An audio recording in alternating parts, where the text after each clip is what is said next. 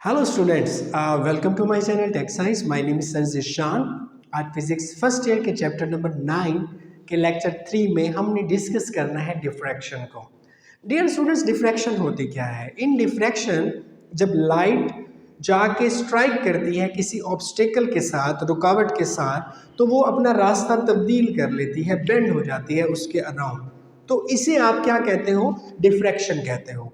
Student, diffraction के दौरान उस ऑब्जेक्ट का साया भी बन जाता है। आप देखिए, जब आप किसी लाइट सोर्स के सामने ठहरे होते हैं तो आपका जो बॉडी है वो ऑब्स्टेकल है। जब लाइट मूव करते हुए आ रही होती है तो आपकी बॉडी का जो शेडो है आपकी बॉडी के पीछे बन जाता होता है। तो इस प्रोसेस को या शेडो के बनने को क्या कहते हैं? आप डिफ्रैक्शन कहते हैं। स्टूडेंट्स, तो डिफ्रैक्शन को कुछ इस तरीके से डिफाइन करते हैं हम: the bending of light around obstacle, किसी ऑब्स्टेकल के अराउंड लाइट का बेंड होना, and spreading of light wave into geometrical shadow of object, और उस ऑब्जेक्ट का शैडो भी बन जाना।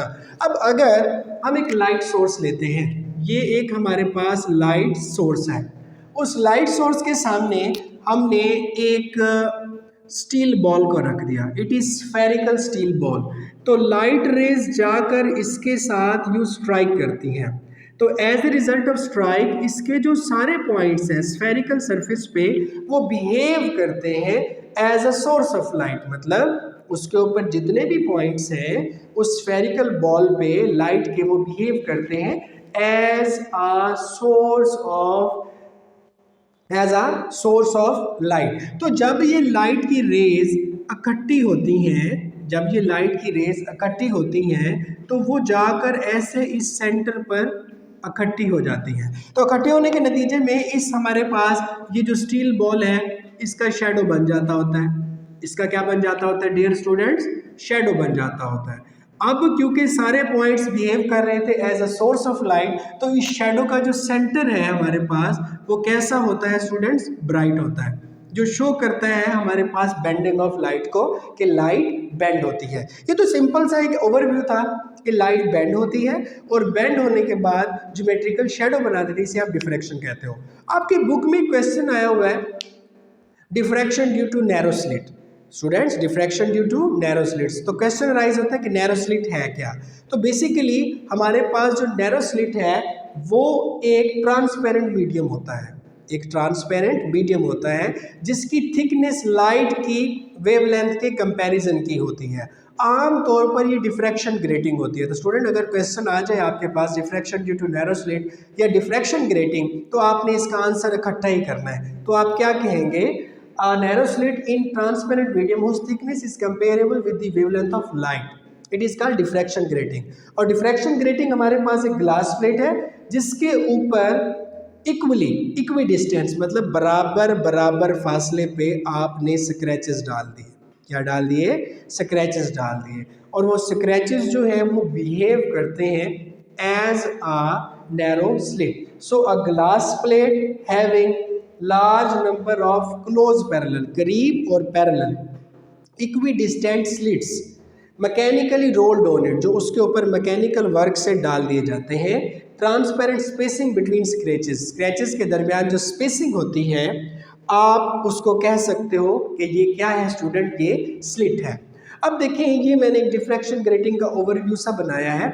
इसमें हमारे पास जो स्पेसिंग है वो डी है, फर्स्ट स्लिट और सेकंड स्लिट। फर्स्ट को नेम देता हूं मैं ए का और सेकंड को नेम देता हूं मैं बी का। तो रे 1 2 3 4 5 6 7 8, ये 8 रेज है। अब जब ये रे टकराती हैं, टकराने के बाद बेंड हो जाती हैं।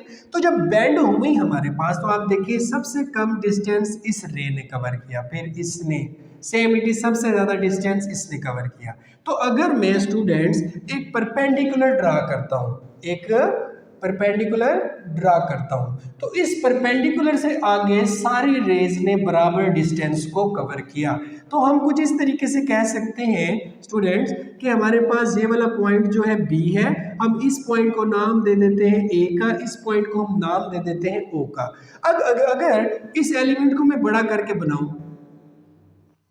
ये जो एलिमेंट है दरमियान वाला, इसको अगर मैं बड़ा करके बनाऊं तो ये कुछ इस तरीके का हो जाएगा स्टूडेंट्स, ए बी। यहाँ पे जो एंगल बन रहा है वो क्या होगा स्टूडेंट्स, थीटा होगा। अब इधर से लेके जो इधर तक का हमारे पास डिस्टेंस है वो क्या है, डी। अब what is D? D is grating element. D is a grating element which is equal to number of lines per unit length. D is equal to number of lines per unit length, कि कितने length के अंदर, कितने length के अंदर कितना lines enrol है। आमतौर पर एक जो नॉर्मल डिफ्लेक्शन ग्रेटिंग होती है उसके ऊपर 400 से लेके 5000 लाइंस होती हैं 1 सेंटीमीटर के अंदर। 400 से लेके 5000 लाइंस होती हैं 1 सेंटीमीटर के अंदर। तो स्टूडेंट्स हमारे पास ग्रेटिंग एलिमेंट क्या है, डी, जो बताता है कि कितनी लाइंस होंगी कितनी लेंथ के अंदर। सो डियर स्टूडेंट्स हमने यूज कर लेना है साइन थीटा को। So sine theta is equal to perpendicular divided by hypotenuse. So students हमारे पास जो परपेंडिकुलर है वो हमारे पास है ए बी, और जो हाइपोटेनियस है वो हमारे पास डी है। So A B is equal to D sine theta. Equation number 1, A B is equal to D sine theta, equation number 1। अब आमतौर पर ये जो पाथ डिफरेंस है ये कुछ यूं है, यहाँ पे lambda, 2 lambda, 3 lambda, so on, चलते जाओ एम लैम्डा। तो डियर स्टूडेंट्स मैं कह सकता हूँ path difference is equal to M lambda, equation number 2। So जब मैंने कंपैरिजन किया तो डी साइन थीटा किस चीज के इक्वल हो जाता है, एम लैम्डा के इक्वल हो जाता है। M is the order, M is the order. अब जब आप स्टार्ट में थीटा को 0 रखते हो, theta is 0 degree, theta is 0 degree, जब थीटा 0 डिग्री होता है तो हमारे पास 0 ऑर्डर इमेज बनता है। कौन सा इमेज बनता है, 0 ऑर्डर इमेज या 0 ऑर्डर फ्रिंज, जो कि क्या होती है, ब्राइट होती है। अब क्वेश्चन ये अराइज होता है कि ब्राइट क्यों होती है, क्योंकि मेरे भाई पाथ डिफरेंस तो 0 है। जब पाथ डिफरेंस 0 होगा, पाथ डिफरेंस 0 होगा तो हमारे पास कैसा इमेज बनेगा, ब्राइट इमेज बनेगा। Same it is. अब दोबारा मैं थीटा को बढ़ाना शुरू करता हूँ, इस थीटा को बढ़ाता जाऊंगा। थीटा को क्या करना है, अब दोबारा इंक्रीज करना है। थीटा को स्टूडेंट्स हम इंक्रीज करते जाएंगे, इतना इंक्रीज करेंगे कि ये इक्वल हो जाए किस चीज के, डी साइन थीटा के। और जब डी साइन थीटा के ये दोबारा इक्वल होगा तो पाथ डिफरेंस हमारे पास क्या हो जाएगा, लैम्डा। पाथ डिफरेंस हमारे पास क्या हो जाएगा, लैम्डा। हम स्टूडेंट्स किसको बढ़ा रहे हैं, थीटा को बढ़ा रहे हैं। थीटा को बढ़ाएं और वो इक्वल हो जाए किस चीज के, डी साइन थीटा के। तो जो पाथ डिफरेंस है वो क्या होगा, लैम्डा। तो आप इसको क्या कहोगे students, first order image, first order image. तो इसी तरीके से second order image, third order image हमारे पास क्या होते जाएंगे, बढ़ते जाएंगे। Student it was all about diffraction due to grating and diffraction due to narrow slit. Examination point of view से बड़ा इंपॉर्टेंट टॉपिक है। नेक्स्ट टॉपिक में हम स्टडी करते हैं कि एक्स रेज डिफ्रैक्शन कैसे होती है और ब्रैग्स लॉ क्या है। जब तक आप इस लेक्चर को नोट कर लें। स्टूडेंट्स हमारे पास जो नेक्स्ट टॉपिक है वो है एक्स रेज की डिफ्रैक्शन। स्टूडेंट्स जब एक्स रेज एक क्रिस्टल से डिफ्रैक्ट होती हैं तो उसकी जो प्लेन सरफेसेस हैं उनके दरमियान जो लेयर्स हैं, फर्स्ट सरफेस एक लेयर, सेकंड सरफेस एक लेयर, थर्ड सरफेस एक लेयर, उनके दरमियान का जो डिस्टेंस है ये फिक्स्ड होता है क्रिस्टल्स के अंदर। तो हमारे पास एक वालिद और उसका बेटा था WH ब्रैग और WL ब्रैग। उन्होंने क्रिस्टल्स को स्टडी किया एक्सरे डिफ्रैक्शंस के ज़रिए। फर्स्ट ऑफ ऑल एक्सरेज क्या है students, X-rays are electromagnetic radiations. X-rays are electromagnetic radiations, ऐसी इलेक्ट्रोमैग्नेटिक रेडिएशंस जिनकी वेवलेंथ अप्रॉक्सीमेटली इक्वल हो 0.01 एंगस्ट्रॉम के। ए शो करता है एंगस्ट्रॉम को। अब देखिए वेवलेंथ बहुत छोटी है, जब वेवलेंथ बहुत छोटी होगी तो इलेक्ट्रोमैग्नेटिक रेडिएशन क्या होगी हमारे पास, हाई फ्रीक्वेंसी और हाई एनर्जी की। इनकी हमारे पास फ्रीक्वेंसी और इनकी हमारे पास जो एनर्जी है डियर स्टूडेंट्स वो क्या होगी, हाई होगी। अब देखिए मैं बात कर रहा था क्रिस्टल्स की। अब क्रिस्टल को जब स्टडी किया तो ये फर्स्ट लेयर स्टूडेंट्स, ये बेटा सेकंड लेयर हो गई। दोनों लेयर्स के दरमियान का जो डिस्टेंस है वो डिस्टेंस स्टूडेंट्स क्या हो जाएगा, डी हो जाएगा। सेम इट इज़ ये थर्ड लेयर, फोर्थ लेयर, इन सारी लेयर्स को हमने इस तरीके से करके मिला दिया। ये एक क्रिस्टल्स की हमारे पास लेयर सरफेस है। फर्स्ट हमारे पास जो रे आती है स्टूडेंट, वो यहाँ पे टकराने के बाद ऐसे रिफ्लेक्ट हो जाती है। आप इसको नेम देते हैं फर्स्ट रे का। डियर स्टूडेंट्स, हमने यहाँ से ड्रा कर दिया किस चीज़ को, एक प्लेन नॉर्मल को हमने ड्रा किया। अब ये फर्स्ट रे है, इस पॉइंट पे जब ये टकराई तो हमने इसको नाम दिया पॉइंट ए का। अब डियर स्टूडेंट्स, ये हमारे पास जो सेकंड रे है वो आके इस पॉइंट पे टकराई, टकराने के बाद वो वापस यहाँ पर गई, तो ये हमारे पास वापस रेस जा रही हैं। तो अब आप देखें, इस पॉइंट से लेके इस पॉइंट तक और इस पॉइंट से लेके इस पॉइंट तक, ये जो सेकंड रे है इसने ज़्यादा डिस्टेंस कवर किया है। और ये जो ज़्यादा डिफरेंस है स्टूडेंट्स, ये पाथ डिफरेंस है। और पाथ डिफरेंस आपको पता है इक्वल होता है डी साइन थीटा के, और ये भी इक्वल होता है डी साइन थीटा के। तो स्टूडेंट्स, हमारे पास जो ये हो जाएगा, ये हो जाएगा हमारे पास बी, ये हो जाएगा हमारे पास सी, और ये हो जाएगा हमारे पास बी प्राइम। ओके स्टूडेंट्स, तो हमारे पास डबल डिस्टेंस कवर हुआ। तो हम कह सकते हैं B C plus B prime C is equal to, देखें students, D sine theta plus D sine theta. आप इन दोनों को ऐड करेंगे तो ये इक्वल हो जाएगा 2d साइन थीटा के। अब हमारे पास पाथ डिफरेंस इक्वल होता है m लैम्डा के। आपको पता है m ऑर्डर है और लैम्डा बेटा शो करता है किस चीज़ को, वेवलेंथ को। अब स्टूडेंट्स, हमारे पास इलेक्ट्रोमैग्नेटिक रेडिएशंस और ब्रैग्स लॉ को हमने स्टडी किया। इसको आप क्या कहते हो, Bragg's law, it is called Bragg's law. अच्छा मेरे भाई, ब्रैग्स लॉ तो हो गया, अब ये सारा प्रोसीजर करने का पर्पस क्या था, हमें क्या फ़ायदा पहुंचता था? तो ये यूज़ होता है बायोलॉजिकल स्ट्रक्चर को स्टडी करने के लिए, जस्ट किसी प्रोटीन की स्ट्रक्चर को हमने स्टडी करना है वगैरह वगैरह, या ये यूज़ होता है इंटरप्लेनर स्पेसिंग फाइंड करने के लिए, इंटरप्लेनर स्टूडेंट स्पेसिंग फाइंड करने के लिए। जो एक्सरे डिस्कवरी है, क्या चीज़ है, एक्सरे डिस्कवरी है, वो भी स्टूडेंट्स हमारे पास इसी वजह से ही है। हीमोग्लोबिन का जो स्ट्रक्चर है वो भी हम इसी वजह से ही स्टूडेंट क्या कर पाए हैं, डिस्कवर कर पाए हैं। अच्छा जी, ये तो कोई बेसिक से इम्पोर्टेंट हमारे पास जो डिफ्रैक्शन थ्रू एक्स्ट्रा क्रिस्टल्स के ज़रिए हमने यूजेस को देखा। अब हम चलते हैं लास्ट फिनोमिना की तरफ, जो कि है पोलराइजेशन। देखिए नाम से जाहिर है पोलराइजेशन होती क्या है। स्टूडेंट्स, पोलराइजेशन में हमारे पास, पहले तो आप समझें इसकी ज़रूरत क्यों पड़ती है।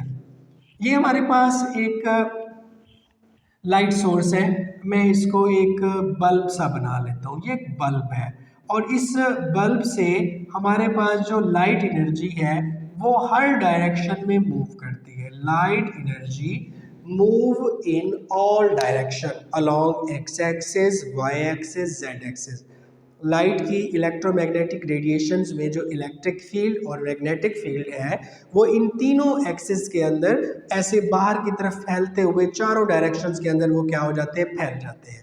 ऐसी लाइट को आप क्या कहते हो, अनपोलराइज्ड लाइट, जो कि along X axis, along Y axis और अलोंग जेड एक्सिस स्प्रेड हो। ऐसी लाइट जो ऑल एक्सिस के अलोंग स्प्रेड की हुई हो, फैली हुई हो, आप उसको क्या कहते हैं, आप उसको कहते हैं unpolarised light. You will call it unpolarised light, आप उसको अनपोलराइज्ड लाइट कहोगे। अच्छा स्टूडेंट्स, अगर मैं लाइट की डायरेक्शन को सिर्फ एक एक्सिस के अलोंग अलाइन कर दूं, या एक्स के अलोंग जाए या वाई के अलोंग जाए या जेड के अलोंग जाए, तो ऐसी लाइट को आप पोलराइज्ड लाइट कहोगे, और इस प्रोसेस को आप पोलराइजेशन कहोगे, जिसमें हमारे पास डायरेक्शन जो हो वो सिर्फ और सिर्फ वन हो, एक डायरेक्शन में हमारे पास लाइट मूव करे, या अलोंग एक्स एक्सिस, या अलोंग वाई एक्सिस, या अलोंग जेड एक्सिस। तो जब इन तीनों डायरेक्शंस में से एक डायरेक्शन में लाइट मूव करेगी तो आप इस प्रोसेस को पोलराइजेशन कहेंगे, और लाइट को क्या कहेंगे स्टूडेंट्स? Polarised light. अब लाइट को जब आप पोलराइज्ड करते हैं तो उसको पोलराइज करते वक्त कौन से प्रोसेस को आप अडॉप्ट करते हो? डिफरेंट प्रोसेसेस हैं हमारे पास। जो पहला है आप उसको नेम दे देते हैं student selective absorption. Selective absorption. Second number पे हमारे पास होता है refraction through crystal. Refraction through crystal. Reflection from different surfaces. Reflection from different surfaces. बस इन तीनों को ही डिस्कस कर लेते हैं। अब सिलेक्टिव एब्जॉर्प्शन होती कैसे है? डियर स्टूडेंट्स, सिलेक्टिव एब्जॉर्प्शन में हमारे पास जो लाइट है उसको स्पेसिफाइड डायरेक्शन के अलावा तमाम डायरेक्शन में एब्जॉर्ब कर लिया जाता है। मिसाल के तौर पे जो सिलेक्टिव एब्जॉर्प्शन के लिए मैंने सब्सटेंस इस्तेमाल किया है, आप उसे कहते हो डाइक्रोनिक सब्सटेंस। आप उसको क्या कहते हो? Diachronic substance. ये डाइक्रोनिक सब्सटेंस कुछ ऐसा करता है कि यहाँ से लाइट जा रही है along X axis, Y axis और जेड एक्सिस, ऐसे ट्रेवल करती हुई जा रही है। आगे ये डाइक्रोनिक सब्सटेंस हमने रखा, ये सिर्फ लाइट को एक्स एक्सिस के अलोंग ही गुजरने देता है। नेक्स्ट हम अगर डाइक्रोनिक सब्सटेंस को रखेंगे तो ये एक्स एक्सिस के अलोंग लाइट को गुजरने देगा। अगर इसी सब्सटेंस को मैं बेंड करके ऐसे रख दूंगा तो ये लाइट को गुजरने नहीं देगा। तो ये क्या पता चला कि ये लाइट को एक्स एक्सिस के अलोंग गुजरने दे रहा था। अब एक्स एक्सिस के अलोंग लाइट यहाँ पर मौजूद है, डायरेक्शन चेंज करने से वाई एक्सिस के अलोंग वाली लाइट गुजरती, लेकिन वाई एक्सिस तो था नहीं तो लाइट गुजरी ही नहीं। तो ऐसी लाइट क्या हो गई हमारे पास? पोलराइज्ड लाइट हो गई।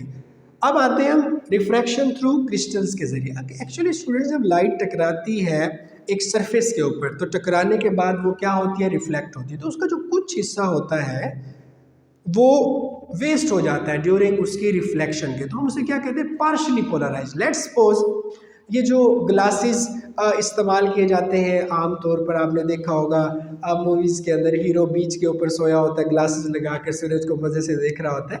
तो वो कैसे ग्लासेस होते हैं? पोलराइज्ड ग्लासेस होते हैं। तो पोलराइज्ड ग्लासेस में क्या होता है कि लाइट रेज सन से जब आती हैं तो उसमें से गुजरने के बाद पार्शली पोलराइज्ड हो जाती है। कुछ लाइट्स का हिस्सा जो है वो पीछे रह जाता है, आता ही नहीं है। कुछ लाइट एक डायरेक्शन में आगे पहुंचती है, तो ऊपर देखते हुए भी आंखों को ज़्यादा इशू नहीं होता। सेम इट इज़ हमारे पास reflection from different surfaces. Light आई, इस सर्फेस से टकरा के रिफ्लेक्ट होकर नीचे आई, और सर्फेस था उससे टकराई, फिर जब वापस गई तो उसका काफ़ी सारा हिस्सा इस दौरान वेस्ट हो गया due to partial reflection, partial refraction, partial transmit. तो बाकी जो लाइट गई उसको एक डायरेक्शन के अलोंग ज़्यादा से ज़्यादा थी। तो सच लाइट को आप क्या कहते हो? पोलराइज्ड लाइट, लेकिन पार्शल। अब चलते हैं स्टूडेंट हम ऑप्टिकल रोटेशंस की तरफ। देखिए कुछ क्रिस्टल्स होती हैं हमारे पास, वो ऑप्टिकली एक्टिव होती हैं। ये एक क्रिस्टल है, ये ऑप्टिकली एक्टिव क्रिस्टल है। इससे जब लाइट की रे टकराती है तो इस ऑप्टिकली एक्टिव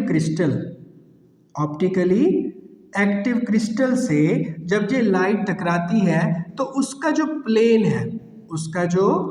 है उस प्लेन को स्टूडेंट्स वो क्या कर देती है? चेंज कर देती है। उस प्लेन को क्या कर देती है? चेंज कर देती है। तो इसको आप क्या कहते हो? इसको आप कहते हो optical rotation. You will call it optical rotation, जिसमें हमारे पास जो लाइट की रे है वो किसी क्रिस्टल से जाके स्ट्राइक करती है, और जहाँ पे वो स्ट्राइक करती है वो क्या होती है? Optically active site of crystal, और उसके जो प्लेन है पोलराइजेशन के उसको चेंज कर देती है। तो इसे क्या कहते हो? आप ऑप्टिकल रोटेशन कहते हो।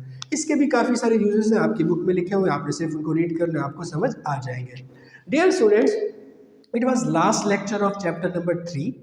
आपका कोई क्वेश्चन हो आप कमेंट सेक्शन में मुझसे पूछ सकते हैं, मैं उस पर वीडियो बनाने की कोशिश करूंगा। तब तक अपने इस चैनल का ख्याल रखें, सर ज़ीशान को याद रखें। अल्लाह हाफिज़।